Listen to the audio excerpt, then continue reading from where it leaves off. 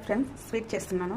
ఇది food colour, ఇది చక్కెర, ఇది కార్న్ పౌడర్, ఇది జీడిపప్పు, బాదం పప్పు, ఇది నెయ్యి. నెయ్యి అంటే ఇలా ఉందని అనుకోబాకండి, ఇప్పుడే జస్ట్ ఇంట్లో చేసిన నెయ్యి ఇది. ఓకే. పౌడర్ మొక్కజొన్న పిండి 1 కప్పు తీసుకున్నాను. 1 కప్పుకి 2 కప్పులు వాటర్ వేస్తానండి. 1 కప్పు, ఇది 2వ కప్పు చేసి బాగా కలపాలి. ఉండలు లేకుండా బాగా కలుపుకోవాలి. ఇప్పుడు కళాయి పెట్టి షుగర్ వేస్తున్నానండి. 2 కప్పులు షుగర్కి కప్పున్నర వాటర్ అండి పోసేస్తున్నాను. కప్పున్నర. ఓకే. పంచదార వేస్తాను కదండి, ఇది కరిగిపోయింది. జస్ట్ కరిగితే చాలు. ఇది ఇప్పుడు మనం కలిపి పెట్టుకున్న కార్న్ పౌడర్ ఉంది కదా, అది వేసేయాలి ఇందులో. ఓకే. బాగా మంచిగా కలుపుకోవాలి కదా. ఇలా కలుపుతూనే ఉండాలండి. కలపకపోతే గడ్డ కట్టేస్తుంది, ఉండలుగా అయిపోయింది.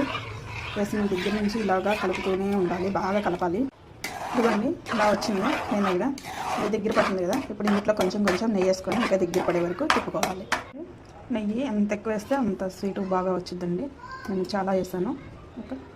ఇలా ఉన్నప్పుడు జీడిపప్పు, బాదం పప్పు, యాలక్కాయలు ఇలాగ అన్నీ వేసేయాలి. అందులో వేసుకొని బాగా తిప్పుకుంటూ బాగా కలుపుకోవాలి. ఫుడ్ కలర్ కూడా వేసుకుంటున్నాను. మీకు ఇష్టం ఉంటే వేసుకోండి, లేకపోతే లేదు. వేసుకొని బాగా కలుపుకోవాలి. సారీ అండి, ఇందులో ఒకటి మిస్ అయ్యింది.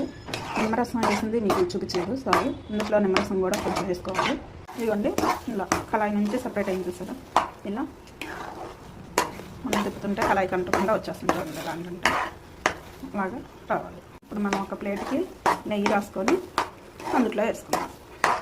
ఫైనల్గా ఇలా రెడీ అయిపోయింది. పైన కొంచెం జీడిపప్పు, బాదం పప్పు అది కొంచెం పొడి చల్లాను.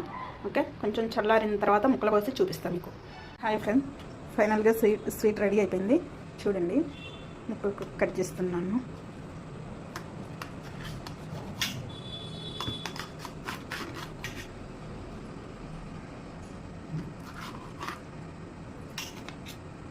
హాయ్ ఫ్రెండ్స్, స్వీట్ రెడీ అయిపోయింది. ఇది చూడండి, మనకి నచ్చిన షేప్లో కట్ చేసుకుంటే సూపర్గా ఉంటాయి స్వీట్లు. ఓకే. Boy friends.